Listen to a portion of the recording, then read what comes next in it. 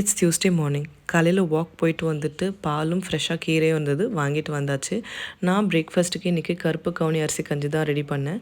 இந்த கஞ்சி செஞ்சுட்டு தேவையான அளவுக்கு மோர், சின்ன வெங்காயம் ஆட் பண்ணி சாப்பிட்லாம். இந்த ஒரு கிளாஸ் அளவு குடித்தா போதும். நல்லா ஃபுல்ஃபில்லிங்காக, நல்லா ரிஃப்ரெஷிங்காக இருக்கும். வெயிட் லாஸ் பண்ணணும்னு நினைக்கிறவங்க இதை weekly twice to thrice add பண்ணிக்கலாம். அப்புறம் கிட்டோட லஞ்ச் பாக்ஸுக்கு வந்துட்டு சப்பாத்தி ரோல் பண்ணலான்ட்டு தையில் மஞ்சப்பொடி, மிளகாப்பொடி, உப்பு, கசூரி மேத்தி ஆட் பண்ணி டிக்கா மசாலா ரெடி பண்ணிக்கிட்டேன். ஒரு பேனில் ஆயில் விட்டுட்டு நீலவாக்கில் வெங்காயம், நீலவாக்கில் கேப்சிகம், அதுக்கப்புறமா வந்து பன்னீருக்கு பதிலாக டோஃபு ஆட் பண்ணலான்ட்டு இந்த மூணுத்தையும் சேர்த்துக்கிட்டாச்சு.